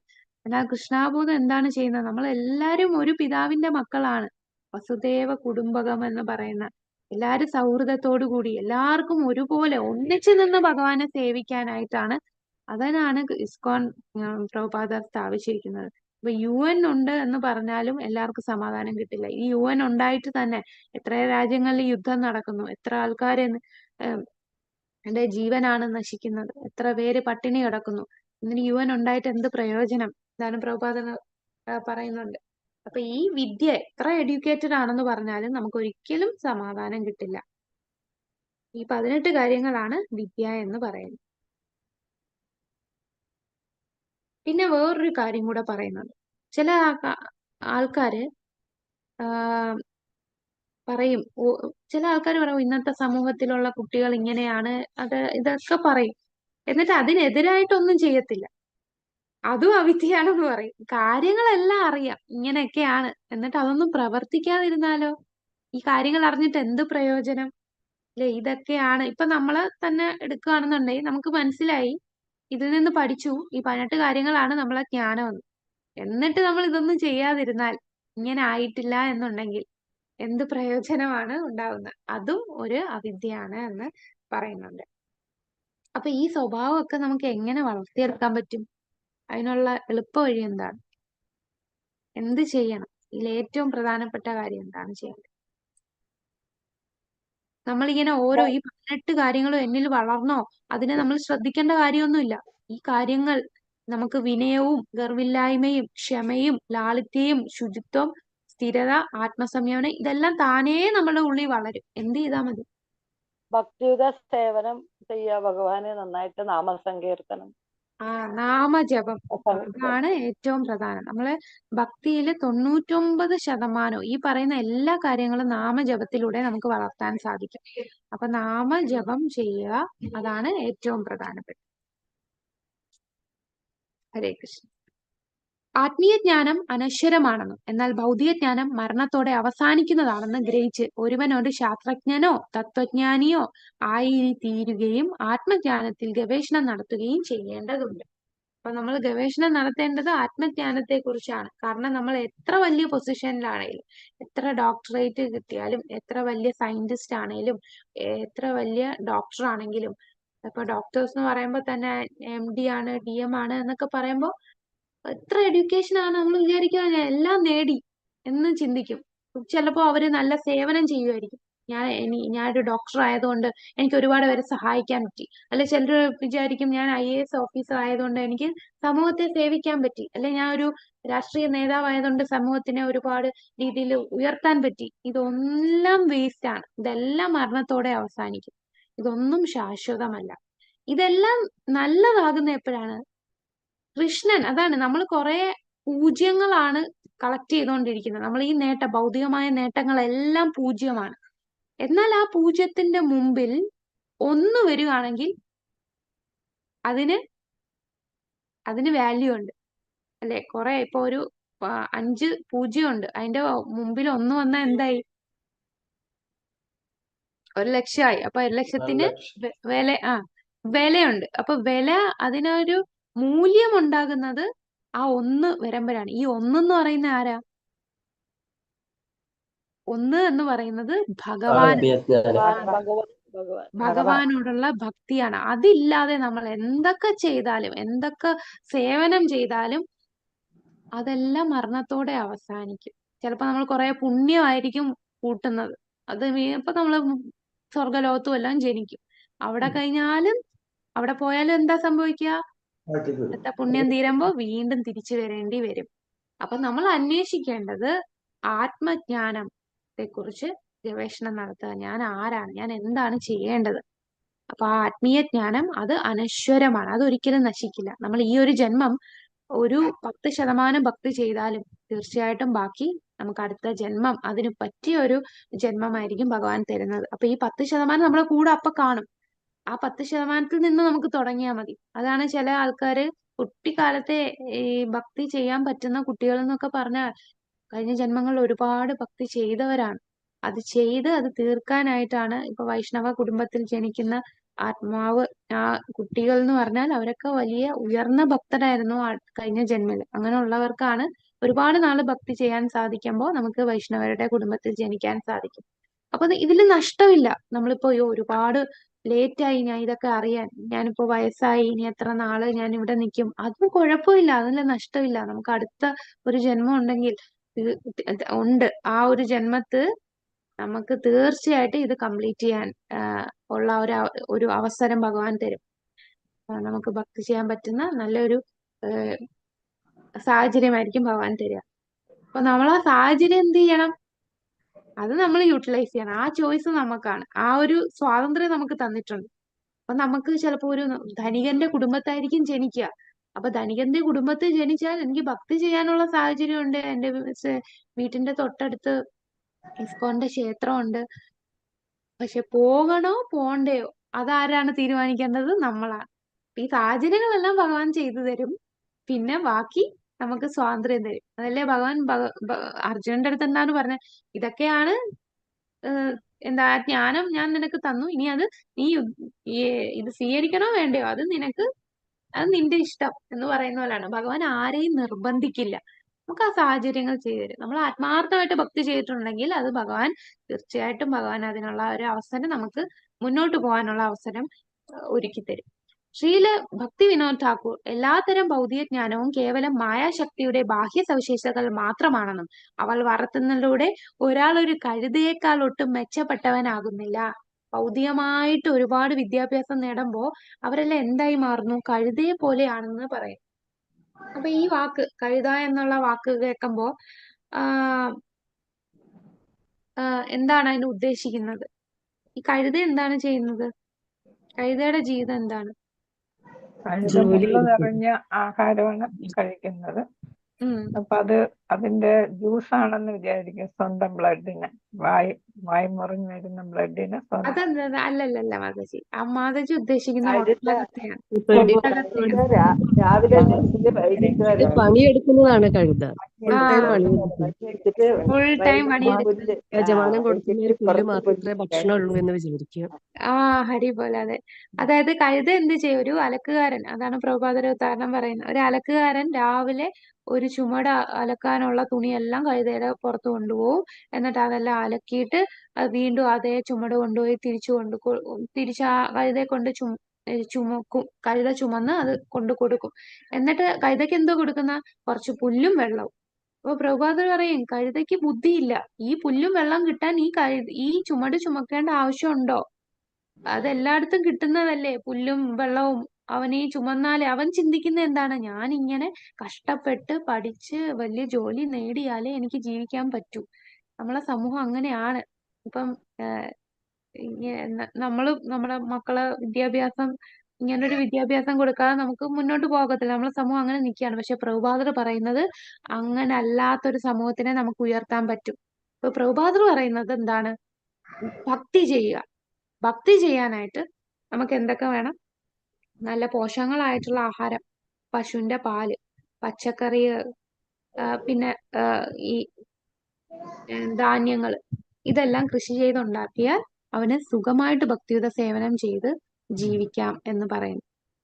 എന്നാൽ ഈ സാധനം കിട്ടാനായിട്ട് നമ്മൾ IIT-ലും വലിയ വലിയ കോളേജിലും ഒന്നും പോയി പഠിക്കണ്ട. ഈ കോളേജിലൊക്കെ പോയി പഠിച്ച് എന്ന് വെച്ചാൽ ഇതിനെ എതിർത്തല്ല, നമ്മുടെ ഇപ്പോഴത്തെ ഒരു അറ്റ്മോസ്ഫിയറിൽ അത് അങ്ങനെ ഒരു അറ്റ്മോസ്ഫിയർ ആണ്. ഇന്നത്തെ കാലത്ത് എൻ്റെ കുട്ടി വലിയ കോളേജിൽ പഠിക്കണം എന്നൊക്കെയാണ് എല്ലാവരും ചിന്തിക്കുന്നത്. പക്ഷെ പ്രഭുപാദർ പറയുന്നത് അങ്ങനെ പഠിച്ചെന്ന് പറഞ്ഞാലും അവനൊരു കഴുതയാണ്. മറ്റൊരു കമ്പനിയുടെയോ അല്ലെ സ്വന്തമായിട്ടൊരു കമ്പനിയൊക്കെ തുടങ്ങി അവിടെ കുറെ പണം ഉണ്ടാക്കും. അപ്പൊ അവൻ എന്താ ചിന്തിക്കുന്നത്? എനിക്ക് ഇങ്ങനെ പണം ഉണ്ടാക്കിയാലേ സന്തോഷം കിട്ടൂ. അൾട്ടിമേറ്റ് അവസാനം എന്താണ്? ഈ പണം ഉണ്ടാക്കുന്നതും ഈ പൊസിഷനിൽ നിൽക്കുന്നതിന്റെ അവസാനം എന്താണ് അവന്റെ ലക്ഷ്യം? ഇന്ദ്രിയ സംതൃപ്തി. നല്ലോണം ഉറങ്ങുക, കഴിക്കുക, അടുത്ത ജനറേഷൻ ഉണ്ടാക്കുക, അതായത് ഉൽപാദനം ചെയ്യുക, പിന്നെ ഇതിനു വേണ്ടി മത്സരിക്കുക, ഓരോന്നിനും നേടാനായിട്ട് മത്സരിക്കുക. ഇതാണ് ലക്ഷ്യം. അപ്പൊ ഇവിടൊക്കെ നമ്മൾ എന്തെല്ലാം ഭൗതികമായിട്ട് ചെയ്താലും അവന്റെ ചിന്ത അവന്റെ ഇന്ദ്രിയ സംതൃപ്തിയാണ് അവസാനം. പക്ഷെ ഭഗവാനെ കുറിച്ച് അവര് മനസ്സിലാക്കുന്നില്ല. അവര് കഴുതയെ പോലെയാണ്. അപ്പൊ ഏറ്റവും നല്ല ആനന്ദം ഇന്ദ്രിയ സംതൃപ്തിയിലാണ് അവർ ആനന്ദം കാണുന്നത്. അവര് എന്താണ് എല്ലാവരും ഉദ്ദേശം? സന്തോഷമായിട്ടിരിക്കുക, സമാധാനമായിട്ടിരിക്കുക. അപ്പൊ ഇന്ദ്രിയങ്ങൾക്ക് സംതൃപ്തി കിട്ടിയാൽ ഞാൻ ശാന്തി സമാധാനം ആകും എന്നുള്ള തെറ്റിദ്ധാരണ. അത് കഴുതയെ പോലെയാണ്. ഇന്ദ്രിയ സംതൃപ്തി അല്ല ആനന്ദം. അത് ആധ്യാത്മിക ജ്ഞാനം നേടി ആധ്യാത്മികതയിൽ പുരോഗമിക്കുമ്പോഴാണ് നമുക്ക് ആ ആനന്ദം, ശരിക്കുള്ള പരമാനന്ദം ലഭിക്കുന്നത്. ബാക്കിയെല്ലാം ക്ഷണികമാണ്. ആധുനിക വിദ്യാഭ്യാസത്തിന്റെയും സർവകലാശാലയുടെയും പശ്ചാത്തലത്തിൽ പ്രഭുപാദർ അജ്ഞാനത്തെക്കുറിച്ച് സംസാരിക്കുന്നു. സർവകലാശാലകൾ വിദ്യാർത്ഥികൾക്ക് ബ്രഹ്മചര്യത്തിന്റെ നിയമാത്മക തത്വങ്ങളെക്കുറിച്ച് പാഠങ്ങൾ നൽകുന്നില്ല. മാത്രമല്ല അവർക്ക് ശാസ്ത്രാനുശാസനങ്ങളിൽ വിശ്വാസവുമില്ല. പേരിനും മേന്മയ്ക്കും വേണ്ടി മാത്രമാണ് മതതത്വങ്ങൾ പഠിപ്പിക്കുന്നത്. ഭൗതിക ജ്ഞാനത്തിന്റെ വളർച്ചയിലൂടെ ആധുനിക മനുഷ്യൻ കേവലം ഒരു കഴുതയായി മാറ്റപ്പെടുകയാണ് ചെയ്യുന്നത്. അപ്പൊ ഇന്നത്തെ ആധുനിക വിദ്യാഭ്യാസത്തിൽ തന്നെ ഇന്നത്തെ കുട്ടികളും മുതിർന്നവര് ബഹുമാനിക്കുന്നില്ല, ഗുരുക്കന്മാരെ ബഹുമാനിക്കുന്നില്ല. ഒരു അവിദ്യയുടെ കേന്ദ്രമാണ് ഇന്നത്തെ എല്ലാ സർവകലാശാലകളും. പിന്നെ പല പല ആയുധങ്ങൾ കണ്ടുപിടിക്കാനും യുദ്ധമാണ് ഇതിന്റെ എല്ലാം പരിണാമമായിട്ട് വരുന്നത്. എല്ലാവർക്കും നാശം മാത്രം വിതയ്ക്കുന്നു. അപ്പൊ ശാസ്ത്രജ്ഞരൊക്കെ പ്രവർത്തിക്കുന്ന എന്തിനാണ്? പുതിയ ടെക്നോളജി വെച്ചിട്ട് പുതിയ വെപ്പൺസ് എല്ലാം കണ്ടുപിടിക്കുക. അപ്പൊ ഈ വിദ്യാഭ്യാസം കൊണ്ട് അവരെന്താണ് ഭൂമിയെ, ലോകത്തെ നശിപ്പിക്കാനുള്ള തരത്തിലേക്കാണ് ഇവര് മുന്നോട്ട് പോകുന്നത്. അതുപോലെ ബ്രഹ്മചര്യം പഠിപ്പിക്കുന്നില്ല. പിന്നെ അതുകൊണ്ട് തന്നെ കുട്ടികൾക്ക് ശാസ്ത്രങ്ങളിൽ വിശ്വാസമില്ല. അതേസമയം ഏതെങ്കിലും ഒരു സയന്റിസ്റ്റ് ട്വിറ്ററിലോ അല്ലെങ്കിൽ ഏതെങ്കിലും ഒരു സോഷ്യൽ മീഡിയയിൽ അവർ അനൗൺസ് ചെയ്താൽ അതൊക്കെ വലിയ സംഭവമാണ്. എന്നാൽ നമ്മൾ ഭഗവാനെ കുറിച്ച് വല്ലതും പറഞ്ഞാൽ എന്താണ് പ്രൂഫ്? നിങ്ങൾ ദൈവത്തെ കണ്ടിട്ടുണ്ടോ? വിശ്വാസമില്ല. ശാസ്ത്രങ്ങൾ ഇത് പറഞ്ഞു, അത് ആരോ എഴുതിയതല്ലേ ഈ ശാസ്ത്രം എന്നൊക്കെ പറഞ്ഞാൽ അതിലെന്താണ് തെളിവുള്ളത്? ഇതിലൊക്കെ തെളിവ് ചോദിക്കും. എന്നാൽ വേറെ ആരെങ്കിലും പറഞ്ഞാൽ അതൊക്കെ വിശ്വസിക്കും. അപ്പം വിവേക ബുദ്ധി ഇല്ലാത്തൊരു സമൂഹമാണ് ഇന്ന് വളർന്നു വരുന്നത്. വേണ്ടതും വേണ്ടാത്തതും തിരിച്ചറിയാൻ സാധിക്കുന്നില്ല. എല്ലാരും മായയിൽ ആവരണപ്പെട്ടിരിക്കുകയാണ്. പേരിനും പ്രശസ്തിക്കും വേണ്ടി എന്തും ചെയ്യും, അല്ലെ? പണത്തിനും വേണ്ടി എന്തും ചെയ്യും. ധർമ്മതത്വങ്ങളൊന്നും ഇല്ലാതെ ആരെ കൊന്നിട്ടാണെങ്കിലും ആരെ അടിച്ചു താഴ്ത്തിട്ടായാലും എനിക്ക് ഒന്നാമതാകണം, എനിക്ക് പേര് കിട്ടണം, ഞാൻ പ്രശസ്തനാകണം എന്ന ചിന്തയുള്ള ഒരു സമൂഹം. പിന്നെ ചിലപ്പോൾ ദേശീയത, എന്റെ രാജ്യം മറ്റുള്ള രാജ്യത്തെ നശിപ്പിക്കാൻ ശ്രമിക്കുന്നു, അല്ലെങ്കിൽ വിദ്വേഷം വളർത്തുന്നു. ഇപ്പൊ രാഷ്ട്രീയം എന്ന് പറയുമ്പോഴും അവിടെ വിദ്വേഷം വരുന്നു. എന്റെ പാർട്ടി അവന്റെ പാർട്ടി, അപ്പൊ മറ്റു പാർട്ടിയിലുള്ളവരോട് വിദ്വേഷം വളർത്തുന്നു. അപ്പൊ എല്ലായിടത്തും ഈ ഒരാള് നന്നാവുമ്പോ മറ്റൊരുത്തനെ അടിച്ചു താഴ്ത്തിയാണ് മറ്റവൻ നന്നാകുന്നത്. അങ്ങനെ ഒരു ലോകമാണ് വളർത്തിയെടുത്തോണ്ടിരിക്കുന്ന ആധുനിക വിദ്യാഭ്യാസവും സർവകലാശാലയും, അല്ലെ? നമ്മൾ കണ്ടുകൊണ്ടിരിക്കുന്നതാണ്. ഇതെല്ലാം പ്രഭുപാദർ വർഷങ്ങൾക്ക് മുമ്പ് പറഞ്ഞ കാര്യങ്ങളാണ്. അപ്പോ നമ്മൾ എന്താണ് ചെയ്യേണ്ടത്? ജ്ഞാനം, ആത്മീയ ജ്ഞാനം വളർത്തിയെടുക്കുക. ഇപ്പൊ ഭൗതിക ഗ്രഹങ്ങൾ, പൊടിപടലങ്ങൾ പോലെ ഭഗവാൻ സൃഷ്ടിച്ച എത്രയോ ഗ്രഹങ്ങളിൽ നിന്ന് മാത്രമാണ് ഈ ഭൂമി. ഇവയെല്ലാം പരിപൂർണമായി ക്രമീകരിക്കപ്പെട്ടിരിക്കുന്നു. ബഹിരാകാശ പേടകം ചലിപ്പിക്കുന്നവർ അഹങ്കരിച്ചേക്കാം, പക്ഷെ ഏറ്റവും ബൃഹത്തായ ബഹിരാകാശ പേടകങ്ങൾ ചലിപ്പിക്കുന്നത് ഭഗവാനാണ്, അല്ലെ? ഈ കോടാനുകോടി ബ്രഹ്മാണ്ടങ്ങൾ കാരണോദകശായി വിഷ്ണുവിന്റെ രൂപകൂപങ്ങളിൽ നിന്ന് വരുന്നു. നമ്മളിപ്പോ എന്താണ്, ഒരു ചന്ദ്രനിൽ എത്തി, നമ്മൾ ചന്ദ്രനെ കീഴടക്കി എന്ന് പറയുമ്പോൾ അതിൽ അഹങ്കരിക്കുന്നു. അതിന്റെ അപ്പുറം ഒന്നും അറിയില്ല. ഇതിന്റെ അപ്പുറം കോടാനുകോടി ബ്രഹ്മാണ്ടങ്ങൾ, യൂണിവേഴ്സ് ഉണ്ട് എന്ന് അറിയുന്നില്ല. അപ്പോൾ ആ ശാസ്ത്രജ്ഞന്മാർക്കും എല്ലാം ലിമിറ്റേഷൻ ഉണ്ട്. എന്നാൽ അവിടെ നമ്മൾ അഹങ്കരിക്കുകയാണ്. ഇതിന്റെ എല്ലാ നിയന്താവായിട്ടുള്ള ഈ ഭഗവാനെ മനസ്സിലാക്കാൻ ആരും ആഗ്രഹിക്കുന്നില്ല. ആ ഭഗവാനെയാണ് നമ്മൾ കൂടുതൽ അന്വേഷിച്ചു പോവുക. ഇതിന്റെ അപ്പുറം എന്താണ് എന്ന് അന്വേഷിച്ചു പോവുക. അങ്ങനെ ഒരു സമൂഹം വരുത്തണം. അതിന് വർണ്ണാശ്രമം വളർത്തണം. എല്ലാ സ്കൂളിലും കോളേജിലും എല്ലാം ആധ്യാത്മിക വിദ്യാഭ്യാസം കൊണ്ടുവരണം. പക്ഷെ അതൊന്നും ഇപ്പൊ പ്രാക്ടിക്കൽ അല്ല. ഒന്നാമത് നമ്മുടെ രാജ്യം എന്ന് പറയുമ്പോൾ ഒരുപാട് മതേതരത്വമുള്ള ഒരു രാജ്യമാണ്. അപ്പൊ അങ്ങനെ ഒരു രാജ്യത്ത് ഇതൊക്കെ കൊണ്ടുവരിക എന്ന് പറഞ്ഞാൽ കുറച്ച് ബുദ്ധിമുട്ടുള്ളതാണ്. എന്നാൽ വരും തലമുറയിൽ എപ്പോഴെങ്കിലും ഇത് സാധിക്കും. പ്രഭുപാദർ എന്നുണ്ടായിരുന്നെങ്കിൽ, പ്രഭുപാദരെ പോലെയുള്ള ഉയർന്ന ആചാര്യന്മാർ, അവർക്കത് സാധിക്കും. ഇപ്പൊ തന്നെ ഹംഗേറിയില് ശിവരാമസ്വാമി മഹാരാജ്, ആ മഹാരാജ് അവിടെ ഹംഗേറിയില് അങ്ങനെ വർണ്ണാശ്രമ ധർമ്മം പാലിക്കുന്ന ഒരു വലിയ ഒരു ഗ്രാമം തന്നെ സൃഷ്ടിച്ചു. അവിടെ ഉള്ളവരെല്ലാം ആധ്യാത്മിക വിദ്യാഭ്യാസം നേടി. അവിടെ ഇലക്ട്രിസിറ്റി ഇല്ല, അവരെല്ലാം സോളാർ, എല്ലാം പ്രകൃതിദത്തമായിട്ടുള്ള രീതിയിൽ ജീവിക്കുകയാണ്. അവിടെ ഫ്രിഡ്ജ് ഇല്ല, TV ഇല്ല. എല്ലാരും ഭഗവാന്റെ സേവനം ചെയ്ത് കൃഷി ചെയ്ത് ജീവിക്കുന്ന. അപ്പൊ അത് സാധ്യമാണ്. അത് ഗവൺമെന്റ് തന്നെ സപ്പോർട്ട് ചെയ്തു. അങ്ങനെ ഗവൺമെന്റ് ഒരുപാട് ഫണ്ട് കൊടുത്തു. അദ്ദേഹത്തിന് കുറെ UN ഒക്കെ അവാർഡ് ഒക്കെ കൊടുത്തു, ശിവരാമ സ്വാമി മഹാരാജ്. അപ്പൊ അവര് വീണ്ടും കുറെ ഏക്കർ ഭൂമി കൊടുത്തു, അതേപോലെ ഒരു ഗ്രാമം ഇവിടെയും നിങ്ങൾ സൃഷ്ടിക്കാനായിട്ട്. അവിടെ എല്ലാവരും സമാധാനമായിട്ട്, അവിടെ ഇങ്ങനെ കോളേജിൽ പോയിട്ടുള്ള വിദ്യാർത്ഥിയല്ല, അവിടെ ഉള്ള കുട്ടികളും ഒക്കെ എങ്ങനെയാണ് അവിടെ ഉള്ള ഗുരുകുലം പോലെയുള്ള വിദ്യാഭ്യാസമാണ് അവര് സ്വീകരിക്കുന്നത്. അപ്പൊ അങ്ങനെയുള്ള കാരണം അവർ അത്രയും നന്മയുള്ളവരായിട്ട് ഇവർക്ക് മനസ്സിലാക്കി. അപ്പൊ ഇങ്ങനെയുള്ള സമൂഹം ലോകം മൊത്തവും വ്യാപിക്കുകയാണെങ്കിൽ എത്ര ശാന്തിയും സമാധാനമായിരിക്കും. എന്നാൽ മാത്രമേ സന്തോഷം കിട്ടൂ. ഭൂമി ദേവിക്കും ആ സന്തോഷം കിട്ടണമെങ്കിൽ അങ്ങനെയുള്ളൂ. അപ്പൊ പ്രകൃതിക്ഷോഭങ്ങളൊക്കെ കുറയും. ഈ ഈ ആ ആദി ഈ ഭൂമി കുലുക്കം, പ്രളയം, ഇതെല്ലാം നമ്മൾ പ്രകൃതിയെ ചൂഷണം ചെയ്യുന്നോണ്ട് ഉണ്ടാകുന്ന ഫലങ്ങളാണ് ഈ പ്രകൃതിക്ഷോഭങ്ങളെല്ലാം.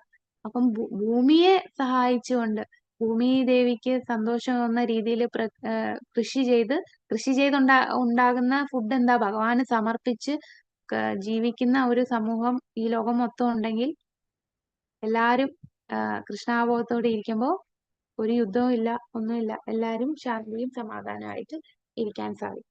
അപ്പൊ ഈ പറയുന്ന ജ്ഞാനം നമ്മൾ ആരിൽ നിന്നാണ് പഠിക്കേണ്ടത്? ഒരു ധീരനിൽ നിന്ന് വേണം വിദ്യ നേടാൻ. പൂർണ്ണമായ ആത്മീയ ജ്ഞാനവും അജ്ഞതയും മായാശക്തിയാലും അസ്വസ്ഥനാകാത്ത ഒരാൾ. നല്ല അധ്യാപകൻ ധീരനായിരിക്കണം. അപ്പൊ ഈ ജ്ഞാനം ധീരൻ എന്ന് പറഞ്ഞാൽ എന്താണ്? അജ്ഞാനമില്ല, മായാശക്തിയിൽ അസ്വസ്ഥനാകാത്ത, ചൂടായാലും തണുപ്പായാലും എന്ത് സംഭവിച്ചാലും, ആരെങ്കിലും പുച്ഛിച്ചാലും ബഹുമാനിച്ചാലും എല്ലാം അദ്ദേഹം എന്താണ്? അതിലൊന്നും ബാധിക്കാതെ ഇരിക്കുന്ന വ്യക്തി, അസ്വസ്ഥനാകാത്ത വ്യക്തിയായിരിക്കും. പൂർണ്ണ ആത്മീയ ജ്ഞാനമുള്ള വ്യക്തിയായിരിക്കും. അങ്ങനെയുള്ള വ്യക്തിയിൽ നിന്ന് നമ്മൾ ഈ ആത്മീയ ജ്ഞാനം കരസ്ഥമാക്കും.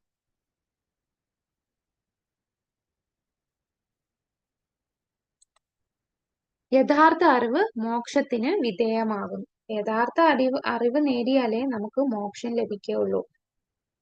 ധീരന്മാർ ജ്ഞാനം നേടുന്നത് സാക്ഷാത്കരിക്കുന്നതും എങ്ങനെയാന്ന് പറഞ്ഞാൽ ഉന്നത അധികാരി, ഉത്തമ അധികാരിയിൽ നിന്ന്, നമ്മൾ നേരത്തെ പറഞ്ഞ തത്വിധി പ്രണിപാതേന, വിനയപൂർവ്വം ശ്രവിക്കുക, വിനയപൂർവ്വം കേൾക്കുക. ഇന്നത്തെ കാലത്ത് ആൾക്കാരുടെ അടുത്ത് നമ്മൾ എന്തെങ്കിലും പറയാൻ കൊടുത്താൽ നമ്മൾ പറയാൻ തുടങ്ങുന്നതിന് മുമ്പേ അവർ അടുത്തടുത്ത ചോദ്യങ്ങൾ ചോദിക്കുക. അവർക്ക് ക്ഷമയില്ല.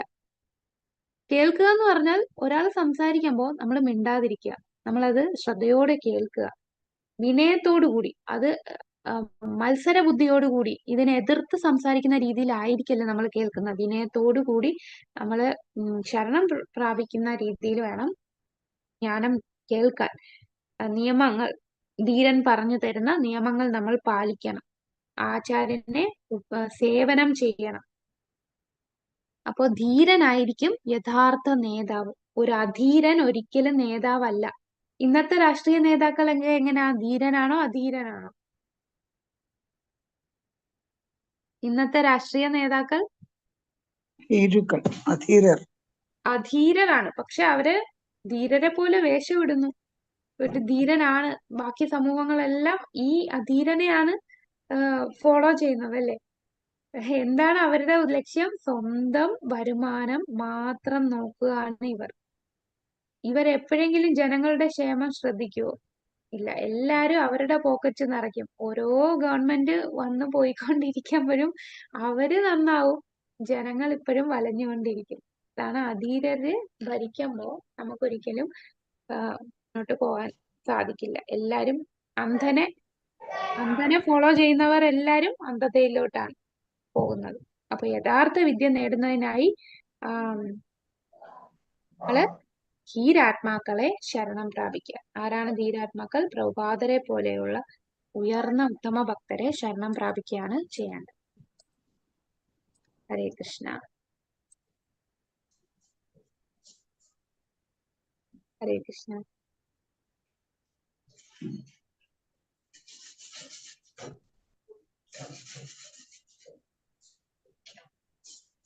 ഓക്കെ, അപ്പം എന്താണ് വിദ്യയും അവിദ്യയും തമ്മിലുള്ള വ്യത്യാസം പറയാം.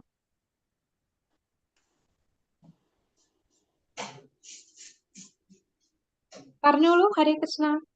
ജ്ഞാന സംസ്കാരത്തിൽ നിന്നും ഒരു ഫലം ലഭിക്കുന്നു, ആ അജ്ഞതയിൽ നിന്നും വ്യത്യസ്തമായ ഒരു ഫലം. അപ്പൊ വിദ്യ എന്ന് പറഞ്ഞാൽ ജ്ഞാനം, യഥാർത്ഥ ജ്ഞാനം സംസ്കാരമാണ്. അവിദ്യ എന്ന് പറഞ്ഞാൽ അവിദ്യ എന്താണ്? അജ്ഞതയിൽ നിന്നും അജ്ഞത. അജ്ഞതയാണ് അവിദ്യ. അതായത് ജ്ഞാനം. അപ്പൊ എന്താണ് ഈ ജ്ഞാനം? അത് നമ്മൾ 18 കാര്യങ്ങൾ കണ്ടു. അതാണ് ജ്ഞാനം. അതല്ലാത്ത എല്ലാം അജ്ഞതയാണ്. ഈ 18 കാര്യങ്ങൾ വളർത്തിയെടുക്കാൻ പറ്റുന്ന പ്രക്രിയയാണ് കണ്ടത്. ആ 18 കാര്യങ്ങളിലൂടെയാണ് നമ്മൾ ജ്ഞാനം ആർജിക്കുന്നത്. ആ 18 കാര്യങ്ങൾ അല്ലാത്തതെല്ലാം അവിദ്യയാണ്. ഇനി ശുശ്രുമ എന്ന വാക്കിന്റെ അർത്ഥം എന്താ? കേൾക്കുക മാതാജി. കേൾക്കുക. ആരിൽ നിന്നാണ് നമ്മൾ കേൾക്കേണ്ടത്? ധീരനിൽ നിന്നും. ധീരനിൽ നിന്ന്, ഒരു ഉത്തമ ഭക്തനിൽ നിന്നാണ് കേൾക്കേണ്ടത്. ഹരേ കൃഷ്ണ. ഹരേ കൃഷ്ണ. അപ്പൊ നമുക്ക് ഈ ശ്ലോകം മനസ്സിലായെന്ന് തോന്നുന്നു. അപ്പൊ ഇവിടെ നോട്ട് ചെയ്യുക, വിദ്യ എന്ന് പറഞ്ഞാൽ യഥാർത്ഥ ജ്ഞാനം, അതായത് കൃഷ്ണാവബോധം. അവിദ്യ എന്ന് പറഞ്ഞാൽ അജ്ഞാനം. കൃഷ്ണാവബോധം വളർത്താനായിട്ട് നമ്മൾ 18 കാര്യങ്ങൾ കണ്ടു. അതാണ് ജ്ഞാനം. അല്ലാതെ വേറെ എന്തൊക്കെ ജ്ഞാനം ആർജിച്ചോ അതെല്ലാം അജ്ഞാനമാണ്. അതാണ് അവിദ്യ. എന്നാൽ കഴിഞ്ഞ ശ്ലോകത്തിൽ പറഞ്ഞ വിദ്യ അവിദ്യ എന്താണ്? അതിപ്പോഴും കൺഫ്യൂഷൻ ഉണ്ടോ? അവിടെ രണ്ടുപേർക്കും ഒരേ ഫലമാണ്. അന്ധകാരമാണ് അവരുടെ ഫലം. അവിടെ പറഞ്ഞ വിദ്യ ഏതാണ്, അവിദ്യ ഏതാണ്? വിദ്യാത്മീയ ജ്ഞാനം. കഴിഞ്ഞ ശ്ലോകത്തിൽ 9ാമത്തെ മന്ത്രത്തിൽ പറഞ്ഞ വിദ്യ എന്താണ്, അവിദ്യ എന്താണ്? തെറ്റായ അറിവ്. തെറ്റായ വിദ്യാഭ്യാസത്തിൽ കൂടിയുള്ള അറിവല്ലേ? ഭൗതിക വിദ്യാഭ്യാസത്തിലൂടെയുള്ള അറിവാണ് വിദ്യാഭ്യാസത്തിൽ കൂടിയുള്ള അജ്ഞാനം. അതായത് ഭൗതിക ജ്ഞാനം മാത്രം, ആധ്യാത്മികമായിട്ട് ഒന്നും അറിയാത്തതാണ് അവിദ്യ. വിദ്യ എന്ന് പറഞ്ഞാൽ എന്താ?